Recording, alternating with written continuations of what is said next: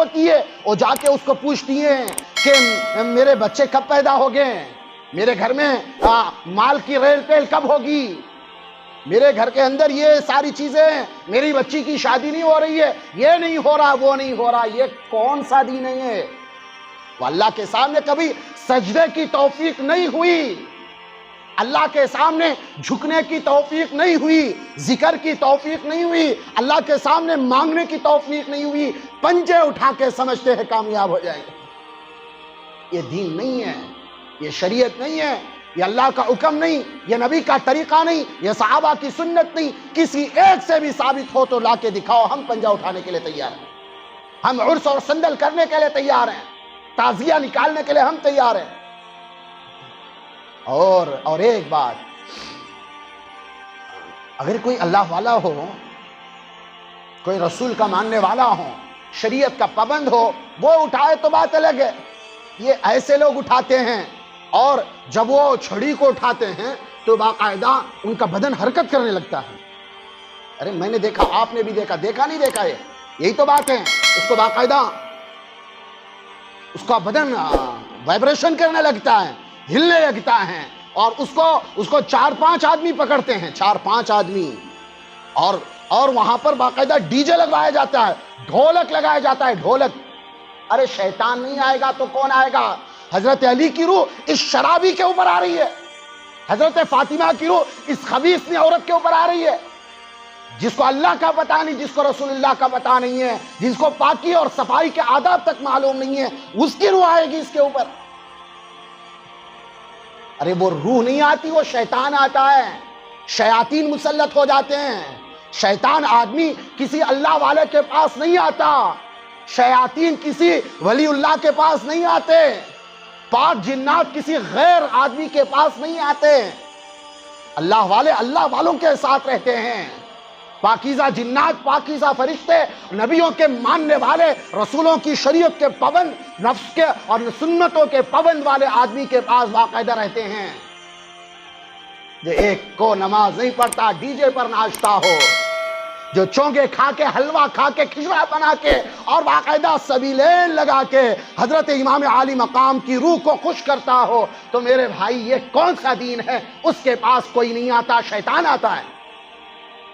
نبی نے کہا، شریعت بتلاتی ہے، حضرت رسول اللہ صلی اللہ علیہ وسلم مدینہ طیبہ مکہ سے ہجرت کر کے گئے، مکہ سے ہجرت کر کے گئے تو دیکھا یہود عاشورے کے دن روزہ رکھتے ہیں، بڑے عقیدت سے روزہ رکھتے ہیں۔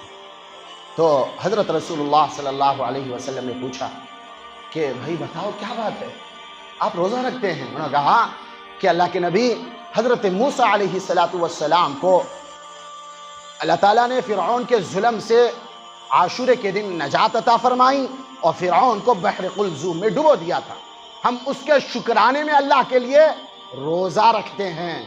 تو اللہ کے نبی صلی اللہ علیہ وسلم نے فرمایا کہ بھائی موسیٰ تو میرے بھائی ہیں، موسیٰ میرے نبی ہیں، میرے بھائی ہیں، ہم حضرت موسیٰ علیہ السلام کو اللہ پاک نے فرعون کے ظلم سے نجات دی، ہم زیادہ حقدار ہیں کہ ہم روزہ رکھیں۔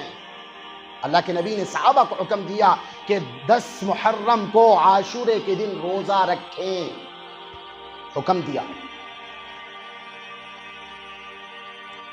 مفتی حنیف لاہوری صاحب نے ایک بات بتائی اور کہا کہ باقاعدہ رمضان کے روزے فرض ہونے سے پہلے عاشورے کا روزہ فرض تھا۔ سمجھ میں آ رہی میری بات؟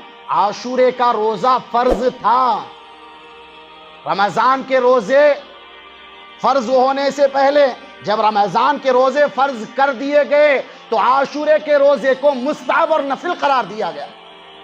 تو اللہ کے نبی صلی اللہ علیہ وسلم نے یہاں تک بتایا یہودی روزہ رکھتے ہیں، ہم بھی روزہ رکھیں گے، اور پھر یہودیوں سے مشابہت نہ ہو، اس لیے اللہ کے نبی صلی اللہ علیہ وسلم نے حکم دیا کہ کوئی اگر عاشورے کا روزہ رکھنا چاہتا ہے تو 2 روزے رکھ لے، ایک 9ویں تاریخ کو رکھ لے، ایک 10ویں تاریخ کو رکھ لے۔ اگر کوئی 10ویں تاریخ کو رکھے، 9ویں تاریخ کو نہ رکھے تو کوئی حرج نہیں، اگر 10ویں کو رکھے اور 11ویں کو رکھے، یا پہلے رکھو یا بعد میں رکھو، تو انشاءاللہ اللہ مستحب عمل پر جزا دیں گے، اللہ ثواب دیں گے۔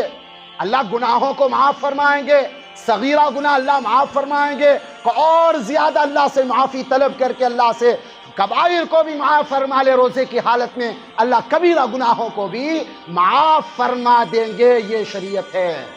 لیکن جاؤ چوکوں پہ دیکھے، اڈوں پہ دیکھو جا کے، بڑے بڑے ڈرم ہوتے ہیں، شکر ڈالی جاتی ہے، نیمبو ڈالا جاتا ہے، اور جناب اس کے اندر باقاعدہ شیرینی ڈالی جاتی ہے، اس کو بڑی لکڑیوں سے ہلایا جاتا ہے، اور شربت جلوس جا رہا ہے، کیا جی جلوس جا رہا ہے، اس کو پلایا جاتا ہے۔ نبی نے کہا روزہ رکھو، یہ دن یہ شربت پلا کے باقاعدہ نبی کی سنت کی مخالفت کی جاتی ہے، اور اس کو شریعت کا نام دیا جاتا ہے۔ ارے ہم نے بھی پیا ہے، نہیں پیا میں نے بھی، چھوٹا تھا میں اس وقت، شموگا میں نے پیا ہے، میں کہیں دوسری جگہ سے آیا ہوا کوئی دوسری منزل من السماء مخلوق نہیں ہوں، میں آپ کے درمیان پلا بڑا ہوں، میں نے دیکھا ہے، سنا ہے، سمجھا ہے، میں کھایا ہوں، پیا ہوں، تب جا کے مجھے پتا ہے، جب پڑھا تب پتا چلی بات، شریعت کیا ہے، سنت کیا ہے، بدعت کیا ہے۔ اور اللہ کے نبی صلی اللہ علیہ وسلم نے فرمایا کہ باقاعدہ محرم کے 10ویں دن روزہ رکھو اور اپنے اہل و عیال پر خرچ کرو، اپنے اہل و عیال پر خرچ کرو، اپنے اہل و عیال کو اچھے کھانے کھلاؤ، افطاری میں اچھے کھانے کھلاؤ، محرم کے 10 ایام میں بہترین سے بہترین چیزیں کھلاؤ، اللہ خیر و برکت سال اللہ خیر و برکت کا معاملہ فرمائے گا۔ یہ شریعت ہے، اس کے علاوہ کوئی اور اس کی فضیلتیں نہیں ہماری نگاہ میں، ہم نے جو پڑھا ہے وہی ہے۔ اب یہ الگ رسمیں آ گئی کہ بھائی جس چیز کو نبی نے محرم کا مہینہ، محترم مہینہ، فضیلت والا مہینہ کہا ہے، باقاعدہ لوگ اس کو منحوس سمجھتے ہیں، کیا جی لوگ اس کو منحوس سمجھتے ہیں، اور اس کے اندر شادی بیاہ نہیں کرتے، اس کے اندر رسم و رواج، اس کے اندر شادی نہیں کرتے، اور یہاں تک بات پتا چلی سوتروں سے، کیا اجی اگر دلہا دلہن شادی ہو گئے ہیں محرم سے پہلے، تو محرم سے پہلے ان 10 ایام میں لڑکا لڑکی منہ نہیں دیکھ سکتا، یہ تمہارے باپ کی شریعت ہے، تم جو کہو شریعت ہے۔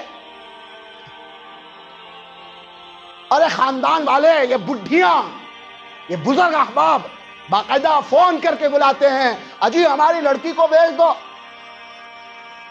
محرم کا مہینہ شروع ہو رہا ہے، ہماری بیٹی آپ کے لیے باعث رحمت ہو، باعث ہمارے لیے آپ کے لیے باعث رحمت بنے گی، محرم میں میاں بیوی کا ملاپ نہیں ہوگا، میاں بیوی کا چہرہ نہ دیکھے، اب بیوی میاں کا چہرہ نہ دیکھے تو کیا خیر و برکت ہوگی؟ ارے خیر و برکت نہیں، زندگی ستیاناس ہو جائے گی۔ سمجھ میں آ رہی میری باتیں؟ یہ شریعت نہیں ہے۔ باقاعدہ ساس بھیج دیتی ہے، سسر بھیج دیتا ہے، یہ ماں کہنے والی یہ بے بلا کے لا جاتی ہے، ایسا محسوس ہوتا ہے ان ساس سسر کا، ان بڈھیوں کا دین ہے یہ۔ شریعت تو کہتی ہے محرم محترم مہینہ ہے، عظمت والا مہینہ ہے، اس میں شادی بھی کرو، اس میں بیاہ بھی کرو، اس میں اپنی ازواج مطہرات سے ملاقات بھی کرو۔ سب سے زیادہ جو شیطان، ایک بات اللہ کے نبی صلی اللہ علیہ وسلم نے فرمایا، شیطان ہے نا، اپنا جو تخت ہے وہ سمندر کے اوپر بچھاتا ہے۔ کس کے اوپر بھائی؟ سمندر کے اوپر بچھاتا ہے، ہر روز کارگزاری، صبح بھی بچھاتا ہے، رات کو بھی بچھاتا ہے، ہر سے کارگزاری لیتا ہے۔ جی تو نے کیا کیا؟ یہ امیر ہے، اس کے ماتھے پر، اس کے باتوں کے اوپر باقاعدہ تاج سجا ہوا ہے، اس کے لیے تاج بھی، اس کے لیے تخت لگوایا جاتا ہے، شیطونگڑے باقاعدہ سامنے بیٹھے ہوئے ہیں عجیب شکلوں کے، سب سے کارگزاری لیتا ہے کہ تو نے کیا کیا؟ تو سب کہتے ہیں کہ جی ہم نے ایک سے زنا کروا دیا۔ اجی بہت اچھی بات ہے، خوش ہوتا ہے، زنا بری چیز ہے، بہت اچھا کیا۔ ایک کہتا ہے نماز چھوڑوا دی، فرض نماز پڑھنے نہیں دیا، قضا کروا دی، وہ کہتا ہے بہت اچھی بات ہے۔ اور ایک شیطان کہتا ہے کہ جی میں نے قرآن کی بے حرمتی کرا دی، شیطان خوش ہوتا ہے۔ اور اجی میں نے بہت سارے یعنی ایک الگ سارے شیاطین سے یہ امیر بن کے سب سے کارگزاری لیتا ہے. اب ایک شیطان لنگڑا آنکھ سے کانا دور بیٹھا ہوا، اس سے شیطان باقاعدہ ہم مخاطب ہوتا ہے کہ تو نے کیا کیا؟ اور کہنے لگا کہ جی میں نے کچھ کام نہیں کیا ہے، میں لنگڑا ہوں، میں کہاں جا سکتا ہوں، کسی کے گھر میں بیٹھ گیا، میں نے کوئی بڑا کام نہیں کیا ہے. تو شیطان کا بتا تو صحیح، میرے پاس ایسا کوئی عمل نہیں ہے کہ میں آپ کے سامنے پیش کر سکوں. اور شیطان کہتا ہے داد دینا نہ دینا میرا کام ہے، تو بتا تو صحیح تو نے کیا کیا. اور کہتا ہے کہ جی میں نے میاں بیوی کے درمیان طلاق دلوا دی اور میاں بیوی کو بچھڑوا دیا. سارے شیاطین کو مخاطب ہو کے کہتا ہے کہ یہ شیطانوں، میری ذریت، میری اولاد، تم نے کوئی بڑا کام نہیں کیا. نمازی کی نماز اس کے حد تک ہے، اور زانی کا زنا اس کے حد تک ہے، توبہ کر لے معاف ہو جائے گا. اور دوسرے عمل ان کے حد تک ہے، لیکن جو میاں بیوی کا جو میاں بیوی کے درمیان جو فرقہ بندی ہے، جو علیحدگی ہے، یہ خاندانوں کو برباد کر دیتی ہے. اور جو اس شیطان کا نام ہے نا، جو لنگڑا شیطان ہے، کانا شیطان ہے، اس کا نام ہے خنزب. کیا جی؟ نام ہے خنزب. اب جو عورتیں یہ باقاعدہ 10 دن کے لیے ملاقات 10 دن کے لیے بلا کے لاتی ہیں، وہاں محرم نہیں بیچتی، اپنے بچوں کو بلا کے رکھ لیتی ہیں اور میاں بیوی سے ملنے نہیں دیتی، وہ خنزب کی نسل سے ہیں. سمجھ میں آ رہی میری باتیں؟ یہ بڈیاں، یہ بڈے، یہ ساس سسر. ارے نبی نے کہا، شریعت بیان فرماتی ہے، جو عورت اپنا میاں جب ملاقات کے لیے بلائے، صحت ہونے کے باوجود، وسعت ہونے کے باوجود، خواہش پوری کرنے کے باوجود پھر بھی نہیں جاتی، ساری رات اللہ کی لعنت، نبی کی لعنت، اور اسی طرح آسمان و زمین کی لعنت، فرشتوں کی لعنت اس عورت پر پڑتی ہے. تو میرے بھائی بتا، یہ جو بڈیاں ہیں باقاعدہ بلا کر لاتی ہیں، ان کے اوپر کیا لعنت نہیں پڑے گی؟ شادی بیاہ نہیں کرتے، ان کے باپ کا دین ہے، ان کے باپ نے لکھوایا دین، شادی نہ کرو. ہاں، ان کے اماں کے گھر کا دین ہے. کس کے گھر کا دین ہے؟ شریعت، اللہ کا حکم، نبی کا طریقہ ہے. نبی نے حکم دیا باقاعدہ شادی کرو، تم کیوں نہیں شادی کرتے؟ یہ خاندان والے بیٹھ کے وہ لے کے بیٹھ جاتے ہیں کیلنڈر، اجی محرم میں شادی نہیں کرنی ہے.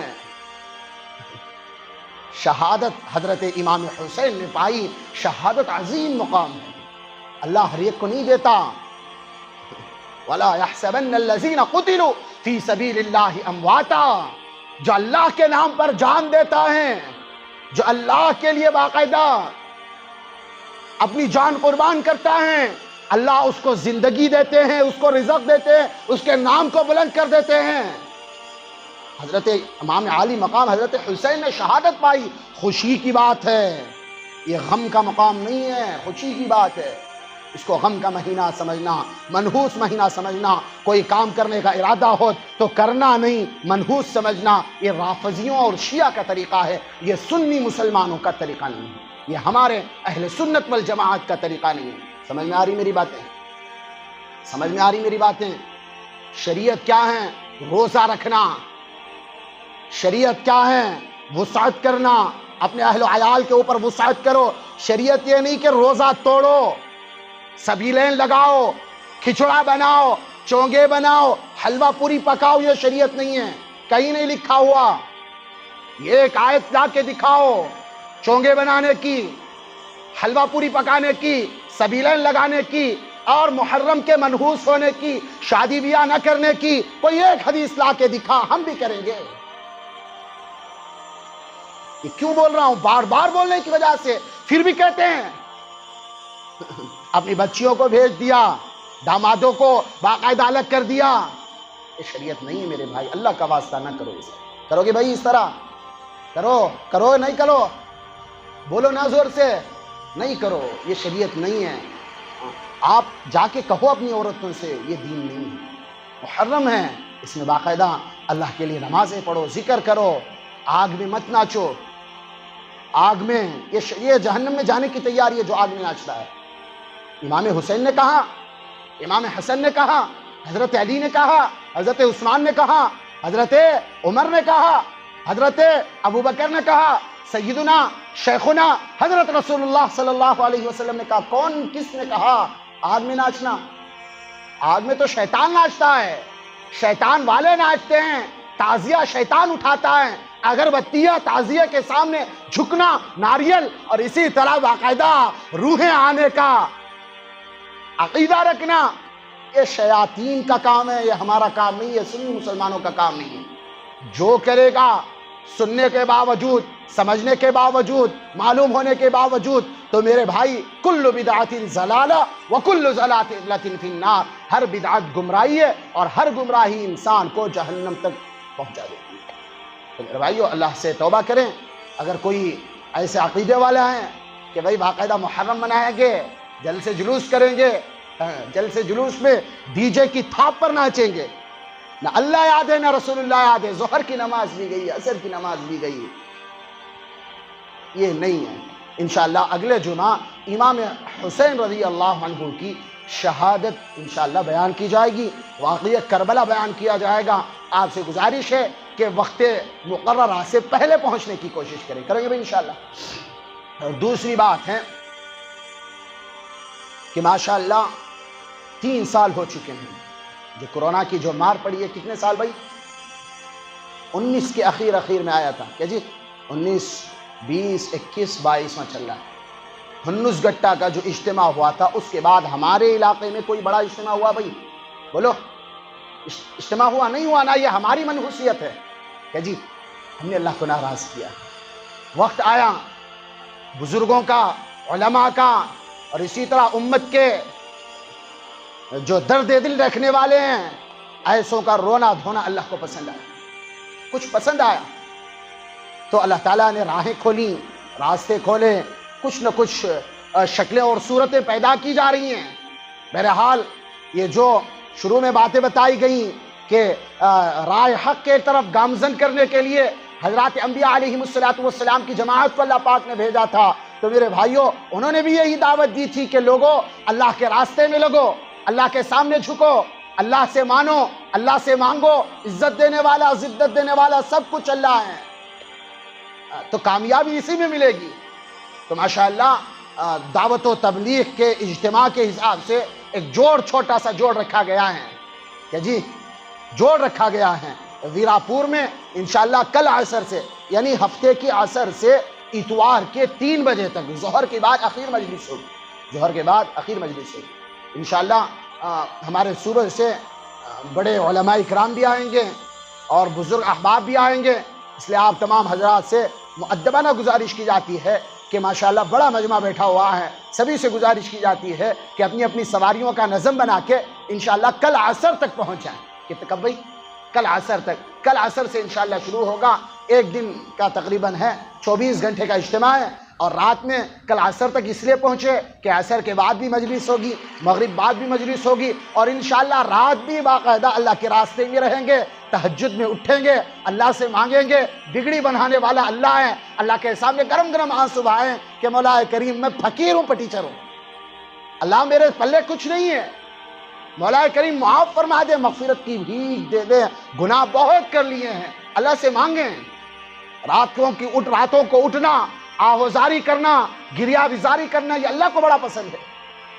ساری رات ساری زندگی گناہ کر دیے، کبھی ایک رات کھڑے ہو گئے اللہ کے سامنے، گناہوں کی بخشش کروا دی، تو میرے بھائی اللہ بخش دیں گے، کوئی بڑی بات نہیں ہے اللہ کے لیے۔